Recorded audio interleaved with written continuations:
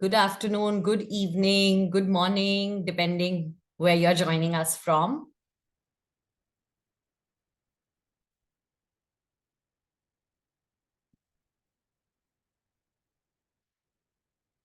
We're looking forward to a great conversation over the next 90 minutes and look forward to your active participation. And maybe we can start with some interaction in the chat box. So I want all of you to tell us what was your favorite subject in school?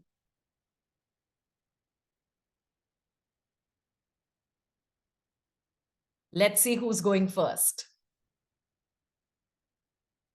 Geography, me too. Thanks for sharing. Aisha, English. Shatakshi, biology. Anaga, math. Something I was dreading. Too much math for my liking in favorite subjects, but yeah.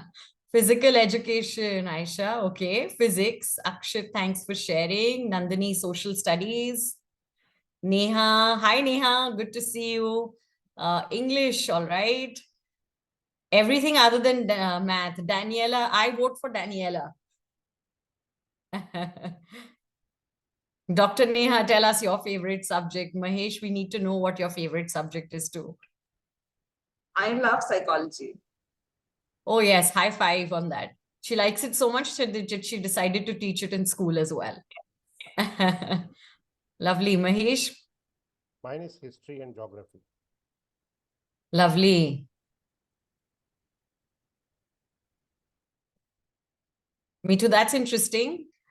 And by looking at all the maps and geography in the chat box, it's reminding me of topo sheets that I had to study back in school in the ISC curriculum. Okay, who else is joining us? Who else is saying math? Let's see that. English, okay. English and math seems quite popular. We're 38 of us. We've got to have more favorite subjects from everyone. If given a choice, how many of you would like to go and drop a subject which you have taken at school? Yeah, I would drop math. Jayashri, economics, thank you for sharing. Loved science, Joanna. Thank you for sharing. Drop math, Daniela. We're a team. Drop math, Nandini. Welcome to the club. Yay, I see the... I don't think I should say anymore. Some math teacher must be turning in her grave right now. So, okay. Drop math and science for sure. Okay, I see 41 of us. We'll maybe just give it another minute and then get going so that we are fair to everyone who's joined us on time and we are able to meet all the wonderful conversation questions we've received and all the information that we need to share with you today to make sure that you end your day, if you're here in India, feeling like the last 90 minutes of your day were totally worth it.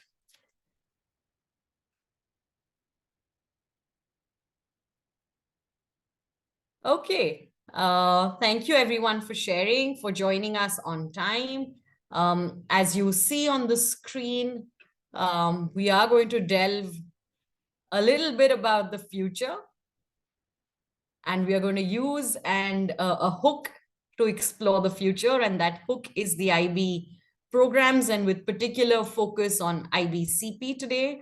I am very thankful and grateful to Mahesh Balakrishnan, who's joined us from the IB, and Dr. Neha Singh, who's joined us from Scottish High. She's the IBCP coordinator and the HOD for career and college counseling in the school. A little bit about the background of why we all meet today and why are we calling this webinar Mapping the Future. As you all are aware, we are living in a very, very dynamic, rapidly changing, fast-paced world, which is shrinking thanks to the internet access available every minute on every device, every nook and corner, truly making learning and education boundaryless in a big way. However, on account of this early exposure to the internet and multiple other factors, we're also seeing a rising aspiration for international higher education and growing rapidly, with outward mobility from India growing considerably over the past 5 to 6 years, despite all the socio-political changes, shifts in policies over the past years. And I say this with a smile right now, thanks to the news that's come from the UK, truly recognizing the value of international education, making it absolutely unquestionable. However, at this critical and important juncture, what comes to my mind and to all of us at Acumen is the word innovation as far as outreach and recruitment is concerned for international education. We need to look at expansion of the market. We need to identify newer regions, deepen our understanding of the school level curriculums offered, changes happening in those curriculums, education policies changing or newer elements coming in thanks to the education policies, and their repercussions on university program eligibility, admission trends. All of this will lead to timely adaptation at the university end and facilitate the growth, the robust international student community, and continue to fuel the recruitment channels despite challenging times. And we know all regions go through it at some point or the other. But here we are today, gathered to talk a little bit more about the IB programs, the different kinds of programs, and see how we can use that information to deepen our understanding, expand our markets, and learn a little bit more together.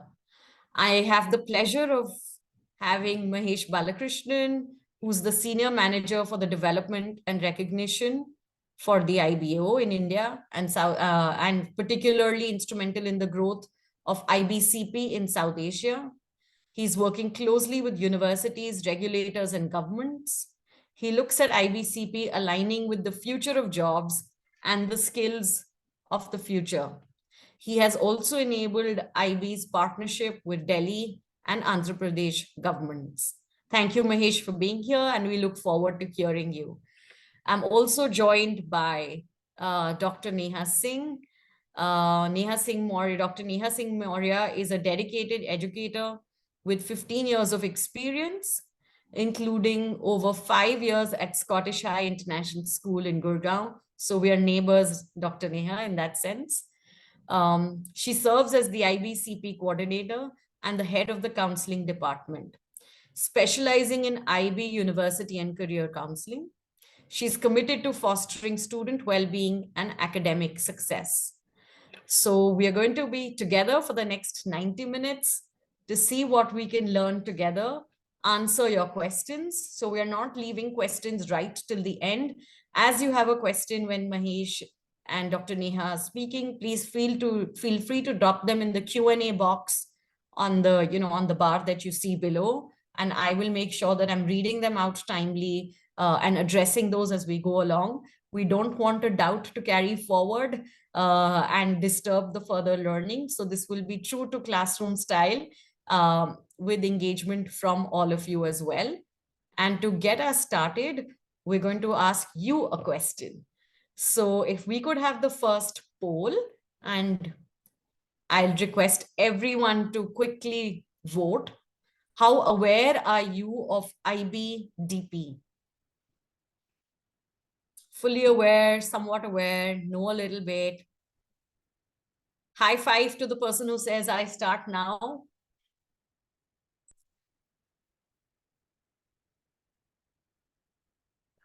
Okay, we have 32, 33, 35 votes. Let's see when we quickly hit about 43. That will cover all of us here.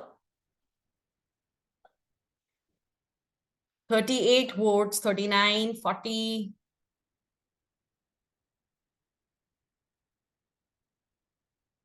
Okay, another quick 5 seconds.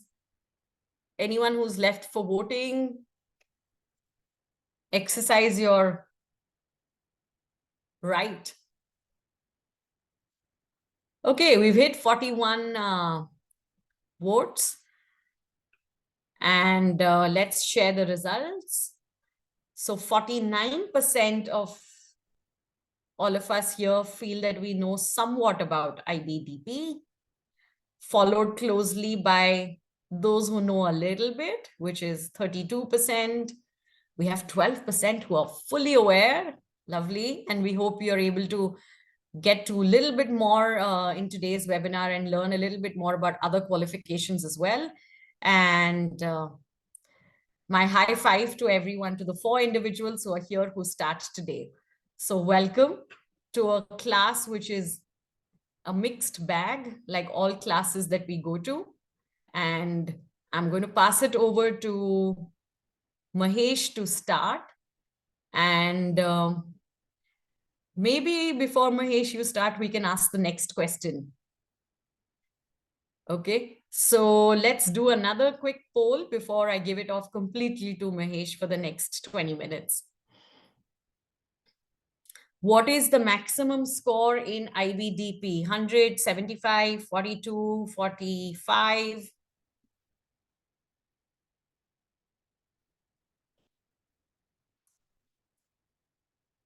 Okay, I see 75, 45, 42.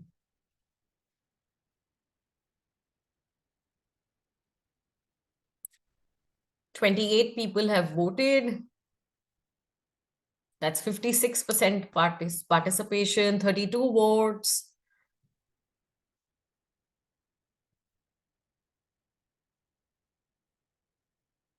"36 votes. Come on, who's left to vote? Where are the 12% saying we know it? All right, we're at 41 votes, almost. And 74% say it is 45. 18% say it's 42. 8% say it's 75. And no response for 100. Lovely. Quickly, the next question.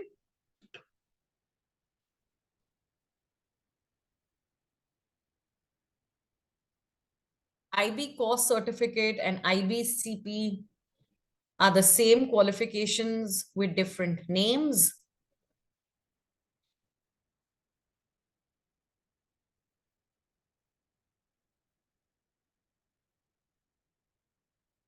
Your choices are yes, not sure, no.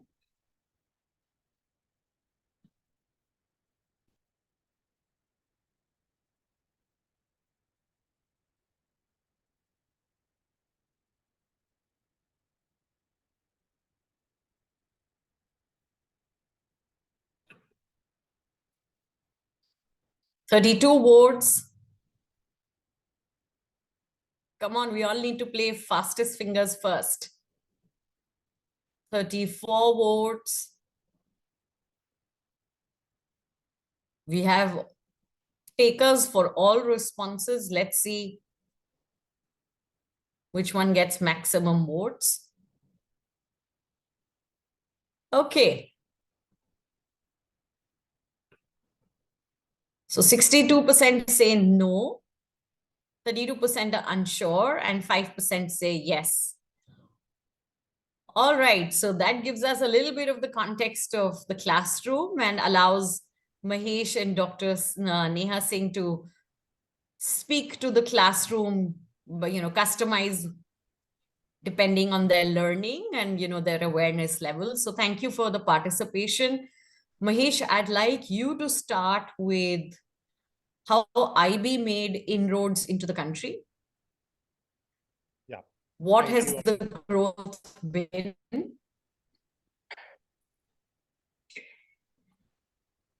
What are the various qualifications that are offered and how are they different from each other? And what role does each qualification play? So over to you for this broad overview. Thank you, Amrita. Thank you, Acumen team. I'm delighted that you have set the context beautifully. I'm also happy to share the panel with you and Dr. Neha. I welcome all the participants. Wherever you are, a very good day to you.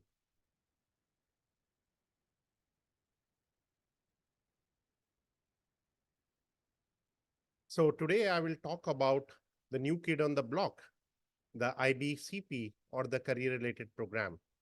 And just happy to share with you, for those who got it right, that IBCP and the course certificate are different.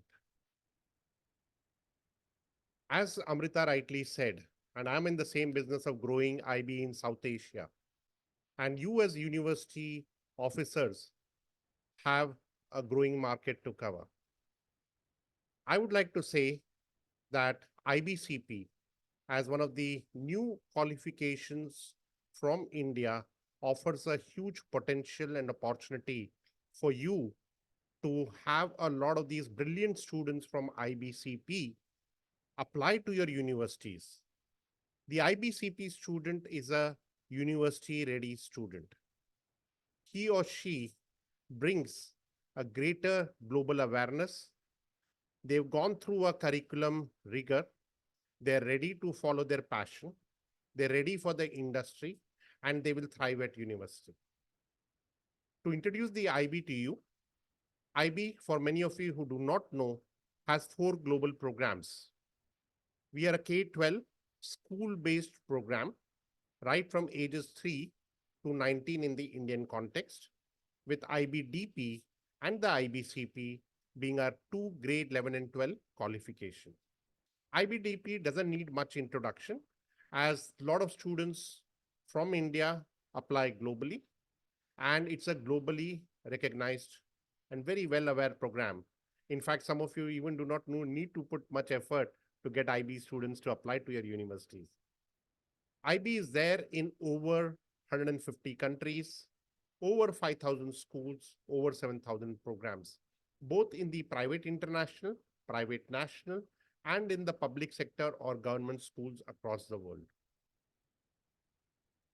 Happy to share that the growth of IBCP in India started during the pandemic, when we were all talking about VUCA.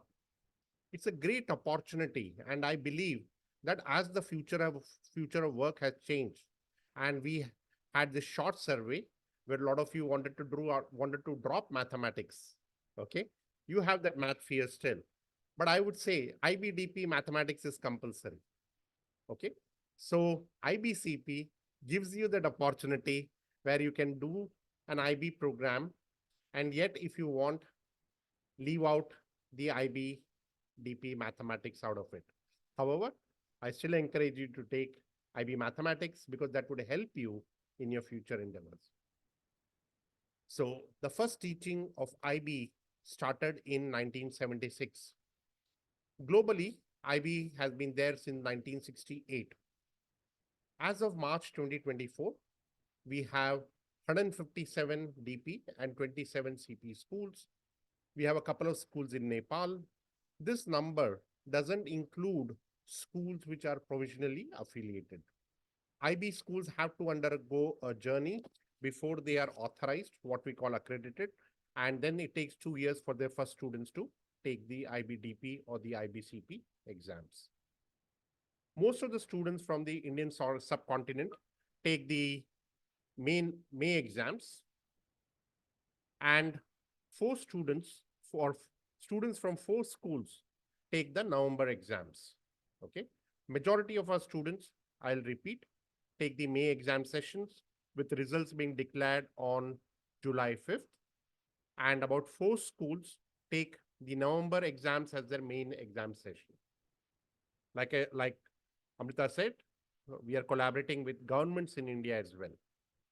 And today you will find an IB school in large and small towns across India. We also align very well with the NEP 2020 and the National Curriculum Framework for School Education, which came out in 2023. So one of the myths in India, which is very popular, especially if you look at Quora, is that IB students are meant only for going overseas. That's not true. A lot of our students almost 50% of our students go on to pursue higher education in India. Our students also crack the NEET. They also crack the JEE with rank and otherwise. Okay. So the top 10 countries offering the IB programs include the US. India is in the top 5. We also have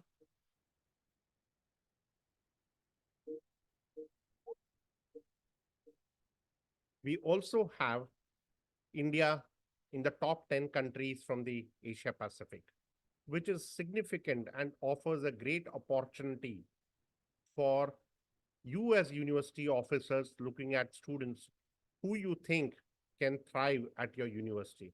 This is again very important because even CBSE and other qualification you are accepting in your university. So I would say that please consider the IBCP very seriously, and it is going to give you a great pipeline for you.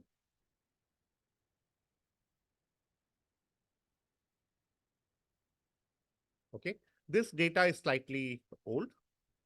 The IBCP is now there in over 50 countries, including in India. India is one of the fastest growing markets for the IBCP. So where can you find IBCP schools in India? You can find them across cities: Mumbai, Pune, Ahmedabad, Gurgaon, Delhi, Noida in the north, Hyderabad, Bangalore, and Madurai. Even Bhubaneswar. In fact, Bhubaneswar will soon have 2 schools offering the IBCP. So you see a mix of the tier 1 cities as well as tier 2 cities are showing interest in the IBCP. Some of you know the IBDP very well. Some of you know somewhat about the IBCP. Today, I will unpack the IBCP for you, and I would want you to work with IB schools in India. I would want you to work with your universities, and I would want you to work with the IB itself for a greater acceptance of the IBCP, thus bringing the IBCP students to your university as probably a favorite destination in the coming years. So those of you who know the IBDP well know that the beauty of IB is in the DP core, which has a 4,000-word extended essay, a theory of knowledge, a creativity, action, and service component, what I call personally community action in service. Okay, that's what I love to call that. Then students would take 6 DP subjects, 3 at a higher level and 3 at a standard level. Students who do not take the full diploma can still get the individual IBDP course certificates. I repeat, they are still eligible for the IBDP course certificates, though the caveat is many of the students and many of the universities prefer the full IB diploma. Okay, so that's the IBDP for you. When it comes to the IBCP core, it has got a component which is similar to the IBDP. It has got a reflective project, a service learning component, personal and professional skills, which prepares them for life and industry, and of course, the language development aspect of it. Students can take anywhere between 2 to 4 DP subjects at a higher level or at a standard level. Okay. And then they would have to complete IB career related study as offered by the provider, which then becomes a 3-part component. And once they complete all the 3 components successfully, they then get awarded the IBCP from the IB. So IBCP is a grade 12 qualification on par with the national and international qualifications. Again, to put it in perspective, the reflective project compares well with the extended essay. The theory of knowledge compares well. The personal and professional skills is something which I personally like. It's something like what Infosys used to do. Project management, grooming, body language. A lot of these things can come under personal and professional skills. Today, schools can teach digital marketing under personal and professional skills, thereby getting our students ready for university, industry, and life. And of course, we get them ready with ethical dilemmas and more. So IBCP is a 3-part framework where students would do the DP courses. They will take between 2 to 4 DP courses. They will take the CP core. and they would do a career related study. For example, a student can take IBCP in event management, where he or she would take 2 DP courses. They would do the CP core and would do the career related study in event management. Vis-a-vis a student who does IBCP with artificial intelligence, where he or she would take 3 DP courses, probably physics, chemistry, mathematics. They would do the CP core and they would do a 2-year deep dive into AI, including Python programming and more. They would then also be eligible to take industry internships and more. And after the grade 12, they can go on to join a college or a university, or even work for a few years before getting back into higher education. The pathways are multiple for them. Most of you are aware of the IBDP subject groups. There are 6 subject groups. In the IBDP, students need to take at least 1 subject from each subject group. They have certain exemptions and nuances, like students can take 2 DP subjects from group 4 in science, thereby dropping the arts and so on and so forth. Students from India can take 3 sciences for the purpose of NEET. So those nuances are there. However, in the IBCP, students will take between 2 to 4 DP subjects from these subject groups along with the career-related studies. Most career-related study providers will curate the DP subjects. However, we encourage students to pursue the DP subjects, keeping their university destination in mind. Example, if a university in the UK wants a student to apply with 3 DP higher level subjects, that's what the school, the coordinator, and we will encourage. Okay. Now, this is the IBCP award, which is slightly different from the AIU requirement, and I will articulate that in a while. For the award of the IBCP, the student should have completed a career-related study. They should have got a grade of 3 or more in at least 2 of the DP subjects. I repeat, the minimum requirement is 2 DP standard level subjects. They should have got a grade of at least D for the reflective project, and the other IBCP core requirements have been met, and there is no academic malpractice. That is the award of the IBCP.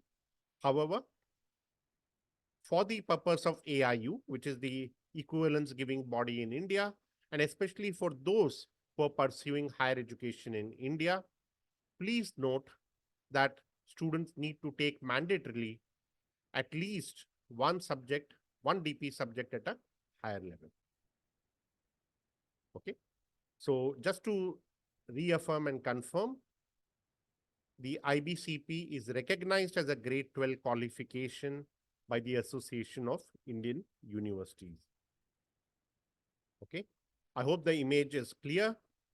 I can pass this on as a certificate if any of the universities are interested. I can pass it through the Acumen team. Okay. Similarly, IBCP students are eligible for the national entrance exams because the CP is considered as a grade 12 equivalent qualification. These are some of the well-recognized Indian universities which accept the IBCP, and they've given a statement of recognition. Okay, Ashoka University, Mumbai University, Indian Institute of Management, Indore, and many more. You as a global university, we welcome you to work with us to issue a statement of recognition or to accept the IBCP as a stated eligibility criteria on your website. That's my humble request. Okay, happy to talk more about that. In terms of the DP and CP and the DP course recognition, IBDP and DP courses are both recognized in India as equivalent to grade 12 with a minimum of 3 higher level and 3 standard level. That is the IBDP and the DP courses. Many students miss out on getting the full diploma. So you have to, most universities in India insist on 24 points. Global universities do not look at it from a 24-point angle. They look at individual subjects, even with DP courses and with the full diploma. IBCP is recognized by AIU, like I mentioned, both as a pathway for humanities and for engineering, medicine, law, and so forth. The IB Middle Years program is also recognized by the bodies in India as a grade 10 board qualification. We say, please do not look at CP from the 24-point angle. Again, I repeat, that's how IBC universities globally look at it. I repeat that please do not look at IBCP from the 24 points angle.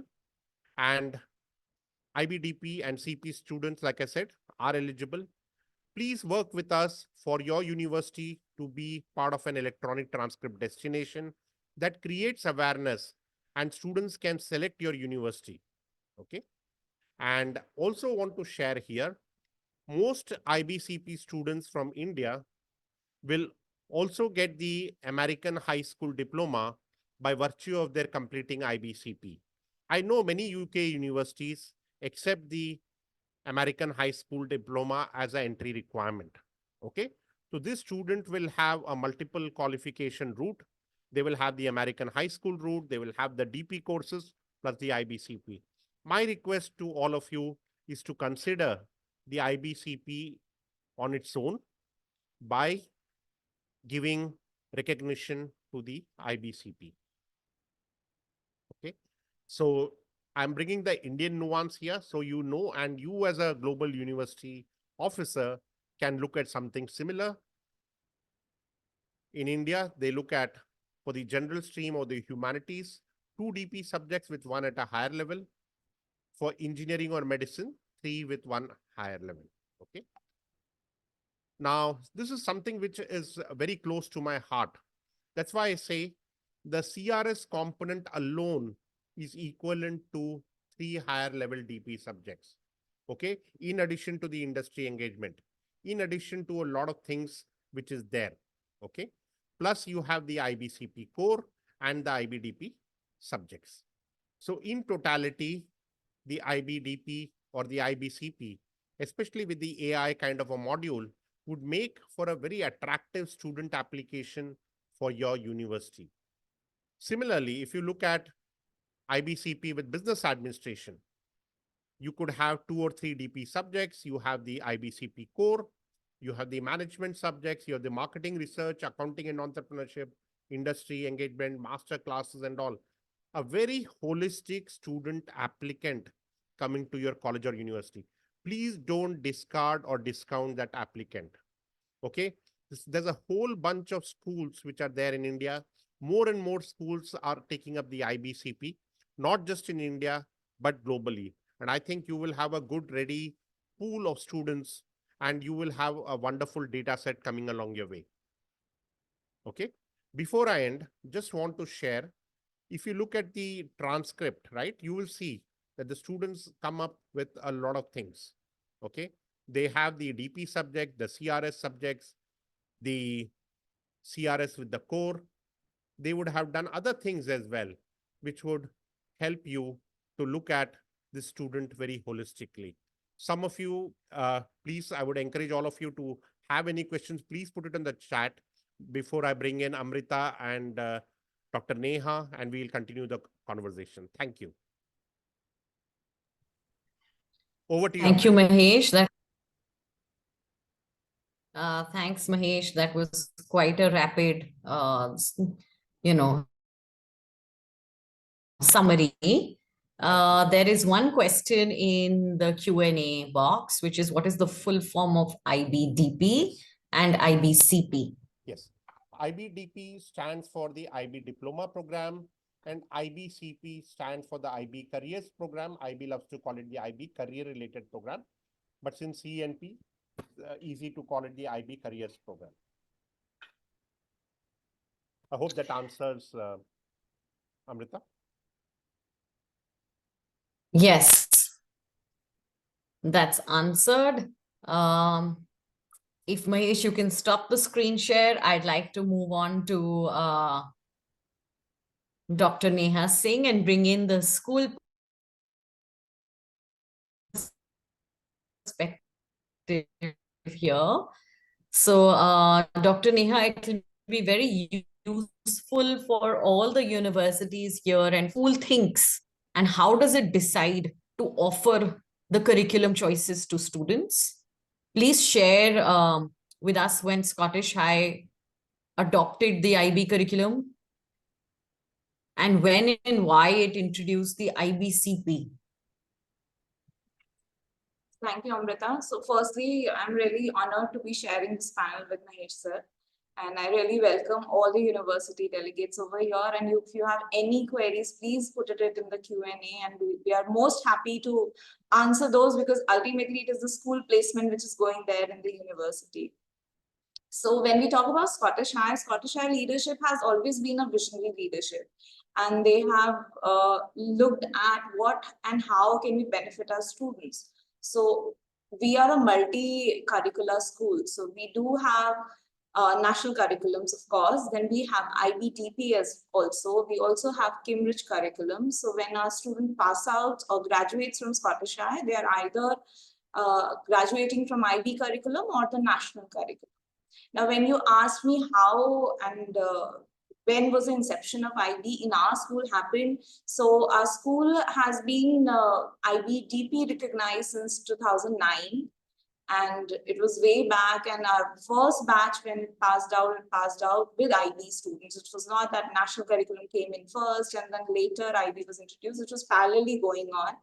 And Scottish always wanted to have an international curriculum, specifically IB for our students, because it is such a beautiful program which gives the holistic holistic view to the students, holistic development to the students. And it is not only a book thing which the children are doing. There are a lot of activities which are involved, and in turn, it also is encouraging compassion in our students. It's encouraging global perspectives with our students. So intercultural understanding is there with IB.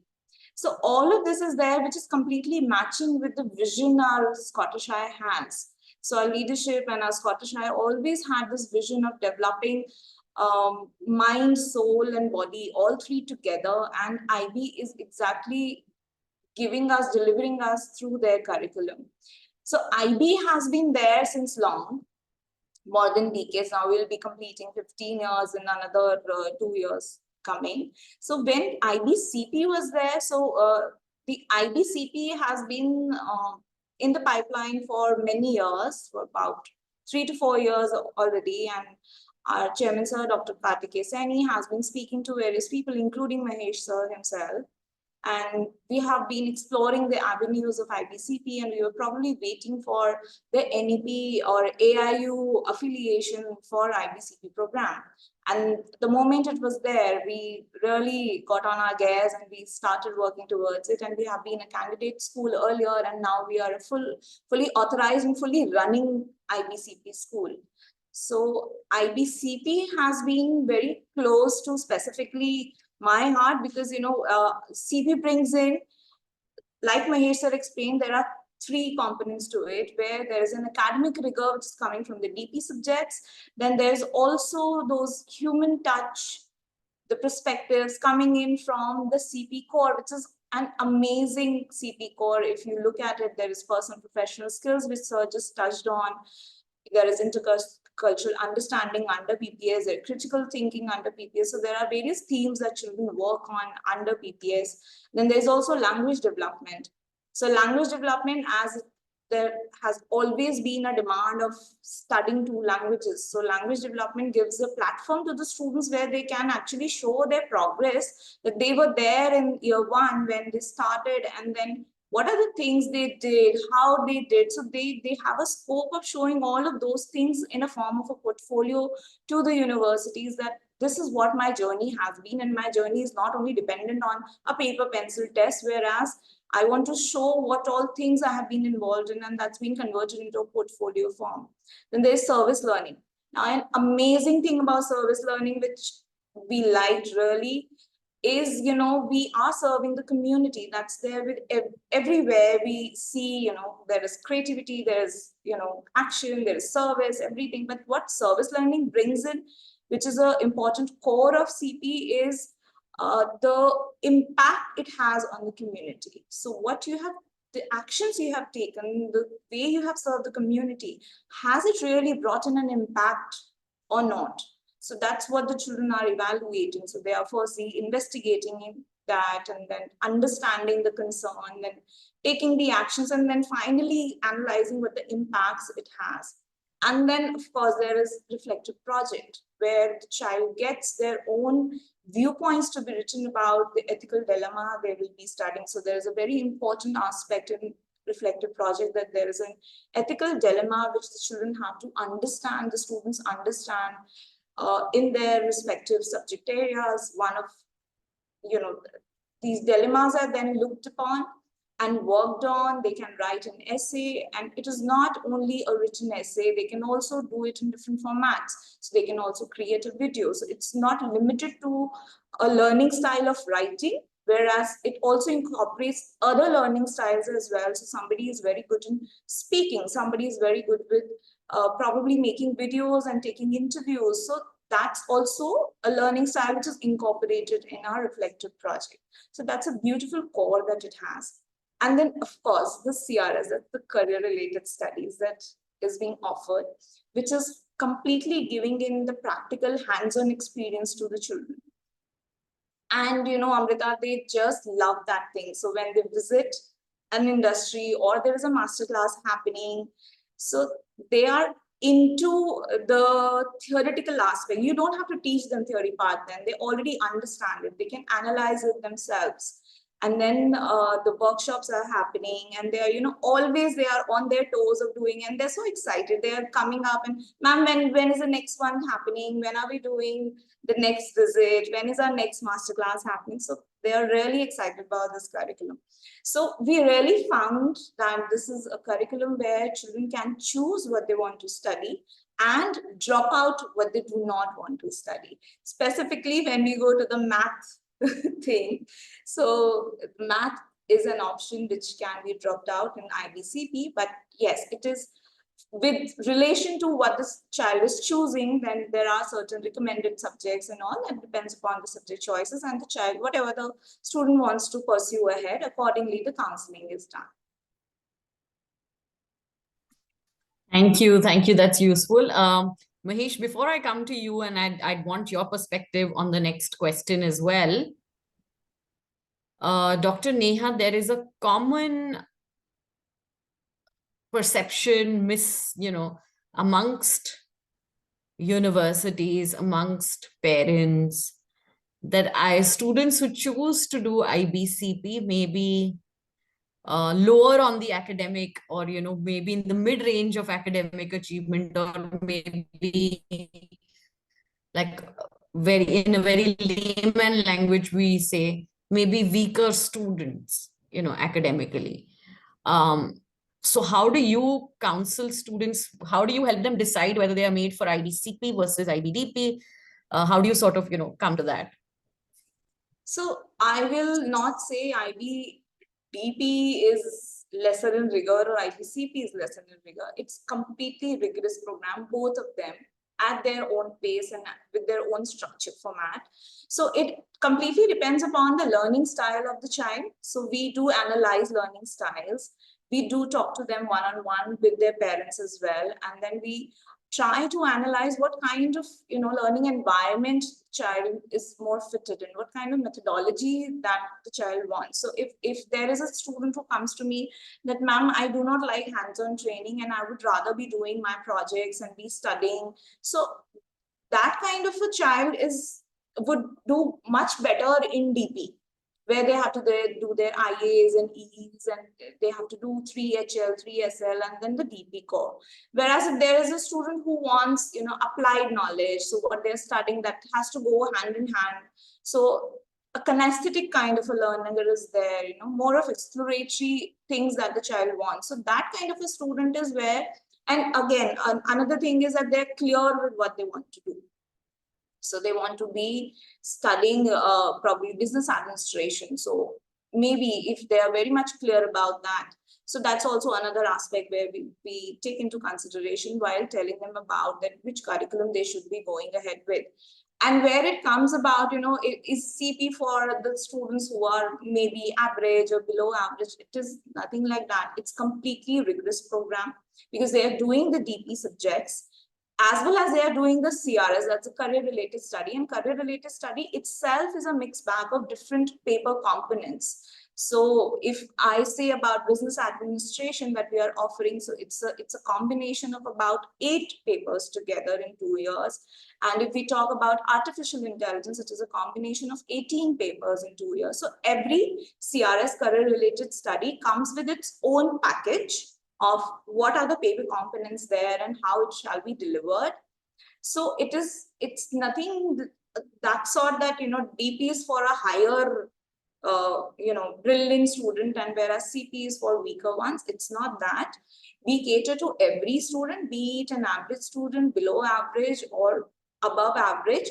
It is not dependent on the marks they are getting. It is dependent on the learning style or the methods that children want to learn through. So it's completely dependent on that.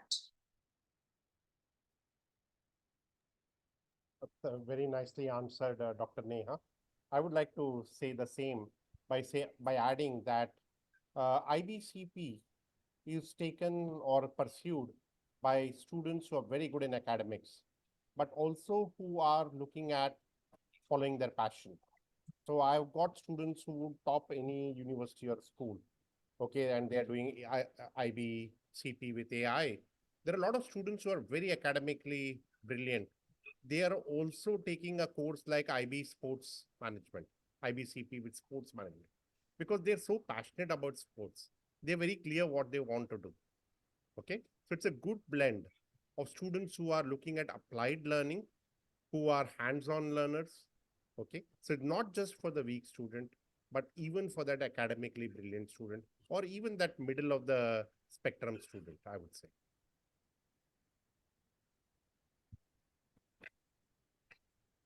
Thank you. I believe my voice is breaking up a little, so I've just turned off the camera for better audibility.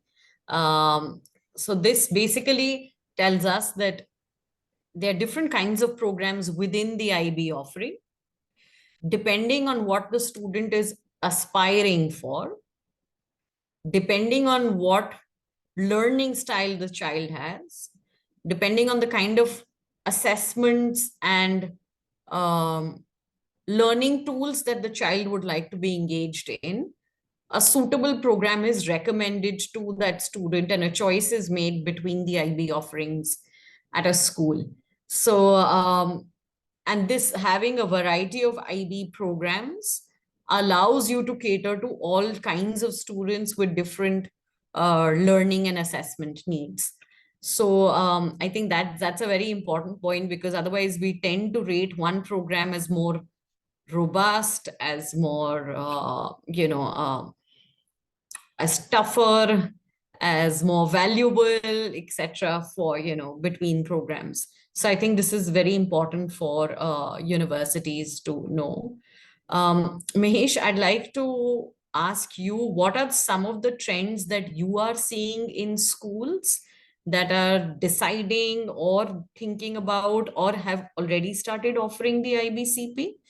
And you could also then continue to share about the critical part for the audience here, which is what a university needs to consider as far as developing effective admission policies, recognition for IBCP are concerned, and how can they go about this? What would be some of the key components for successful recognition policies at the university end for IBCP? Thank you, Amrita. Wonderful questions. So schools, when we show a lot of these career-related options which are on offer in India especially, right?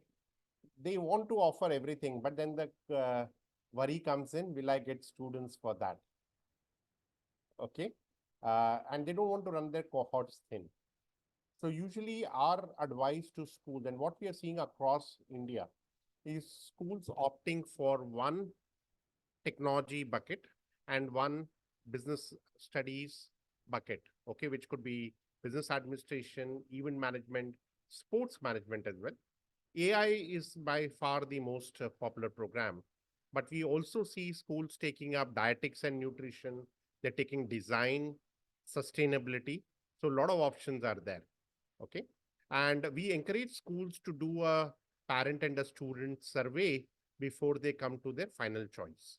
So just to give you that.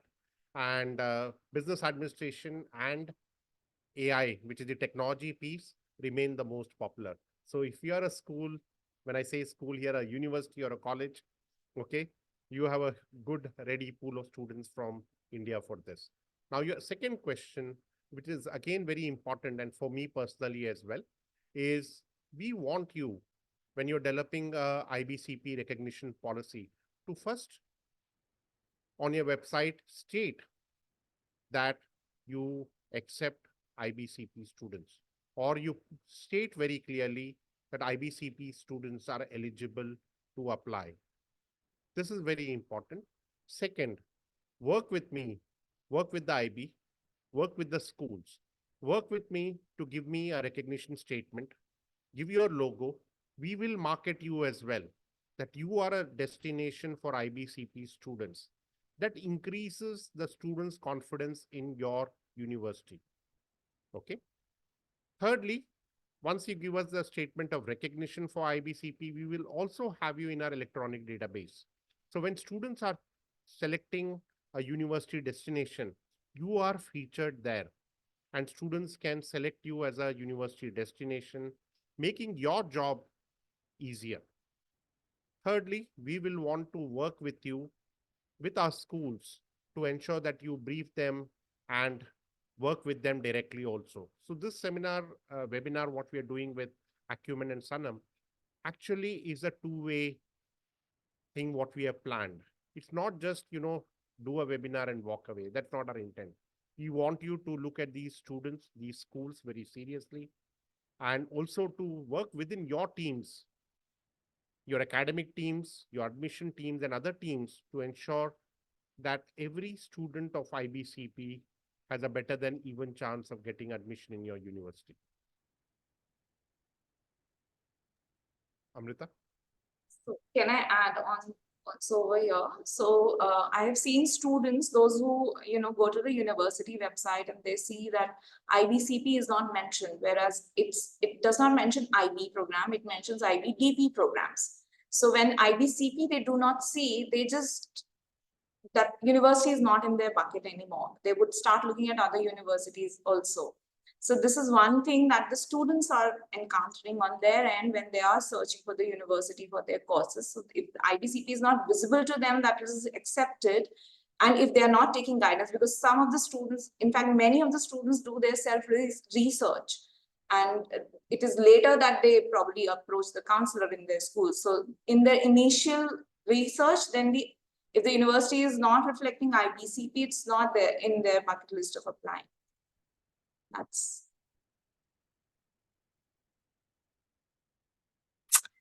Okay, thank you. This is useful. Mahesh, I was wondering if you would want to share the last slide on developing an effective recognition policy. And maybe we could leave that on for 30 seconds in case any of the universities have questions. And maybe you could show the example of Kings. Yes.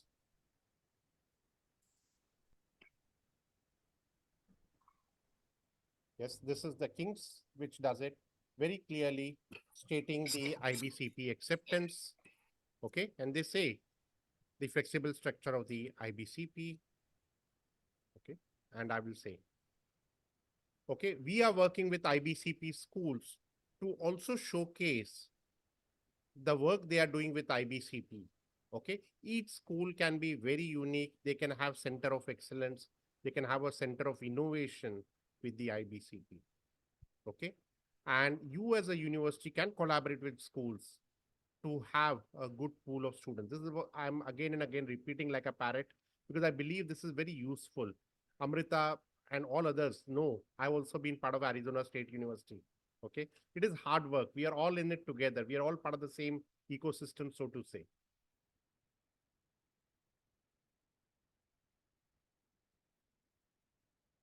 Okay, So suppose you as a university want mathematics or maths mandatory, please put that as a requirement. So if a student or a counselor like Dr. Neha wants to guide a student, she will say, if you're looking at XYZ university, take mathematics compulsory. I don't recommend that, but that's just a suggestion. Amrita, you are in mute. Thank you. So what I learned from you, Mahesh, is that as universities are looking at developing their eligibility and recognition with respect to IBCP programs, I'm just going to summarize this and please correct me if I'm wrong anywhere.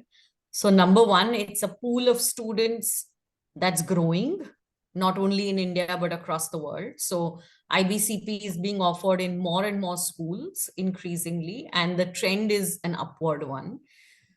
Second, for different programs at the university, the IBCP requirements can be customized. So can be specified or customized. So if they're looking at AI programs or they're looking at design programs, the complementing subjects can be recommended as required by the university.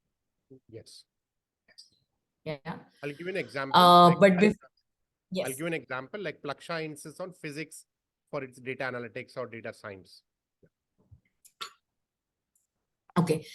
And before we get to specifying subjects, I think it becomes critical for the university to have a recognition and acceptance mentioned on the website under their pages for qualifications and acceptance of or conversions, all of those. So having IBCP out there visible to students and schools becomes an important aspect or an important starting point.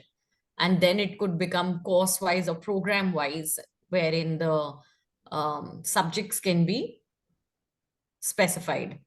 There are a couple of questions in the chat, and I'm going to read those out to you, Mahesh. When a student chooses any course as an SL, on a scale of 1 to 10, what is the difficulty level comparing to an HL? Maybe you can share the number of hours and yeah. Yes. So SL is 150 hours of teaching and HL is 240 hours. This is minimum. So just happy to share that some schools, what they do, the SL cohort also sits with the HL cohort, though not in every school, some schools do that. So the SL students then tend to fare very well in their SL. Just a general observation. Okay. So the HL and the SL, the difference is the HL is in certain areas slightly more in depth is what I would say. Dr. Neha, you would want to add anything onto that? Yeah, so basic difference comes in the number of hours. And of course, when the number of hours get in, the difficulty level, of course, increases. So it is 150 hours versus 240 hours. And there might be, dependent on the subject, there might be certain extra components that the children have to do. Probably an extra essay has to be written for a higher level, whereas SL students would not be doing that. So it depends upon subject to subject. If there is an extra essay needs to be written or an extra component needs to be done, but basic difference comes is the number of hours. Thank you. And of course, there's a request to share the presentation. So the recording of this would be shared with all of those who've attended. And I think you'll be able to gauge more about, at your own time and place and share with others as you like back in the university. Gayatri has a question. Could you also shed some light on modern age mathematics and types of levels available like math, HL, SL, AA, AI, and more? So yes, Mahesh, that's the multi-million dollar question. I would like Dr. Neha to go through, otherwise I will answer that. No worries. So yeah, so basically maths, ANA and AI, there is a difference between what the subject content is in terms of calculus, integration, and these kind of things.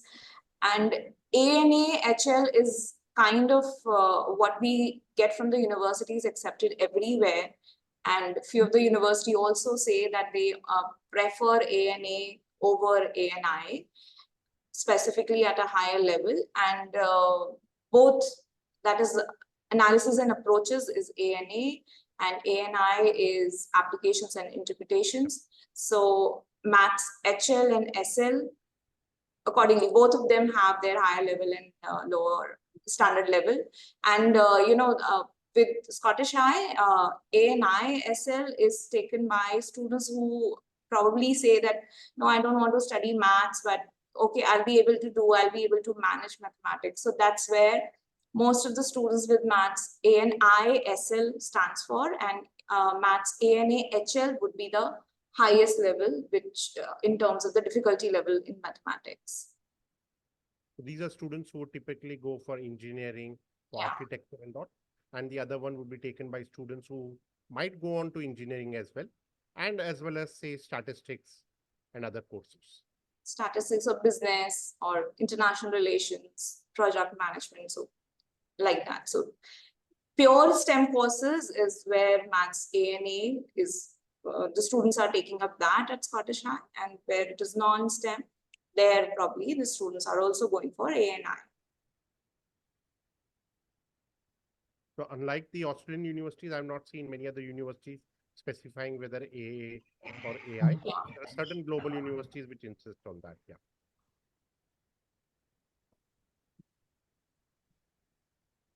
All right. Any other questions from the audience? Okay, I see two more questions. Says we find it helpful to see math and English taken within the IB part of the CP at SL or HL to meet university and course requirements.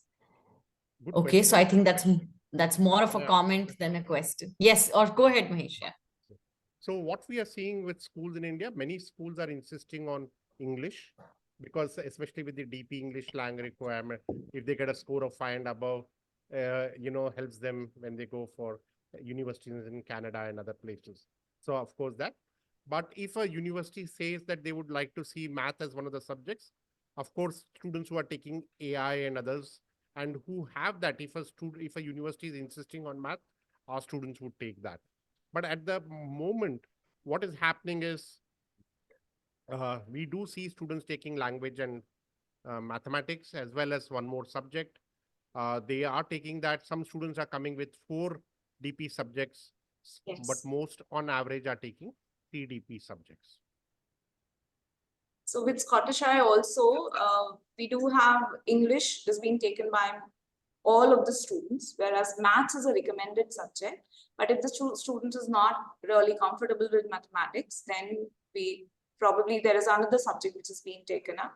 And SL and HL is as per the student, whichever they want. So one minimum HL needs to be studied as per IB and AIU board. So one higher level DP subjects needs to be studied, and which one it is going to be, that is what the student chooses for now.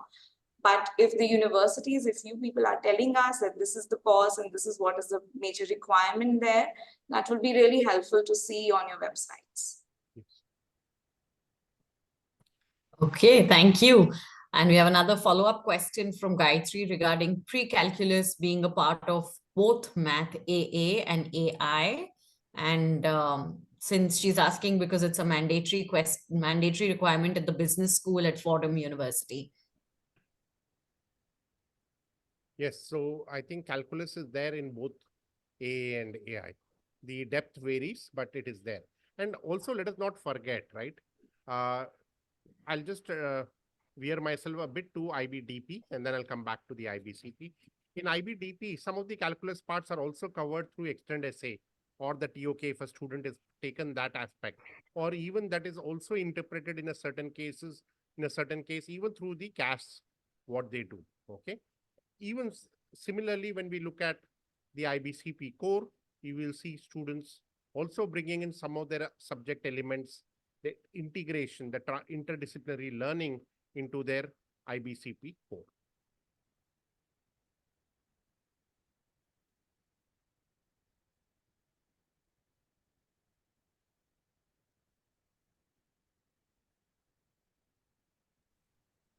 Okay, that's useful to know, Mahesh.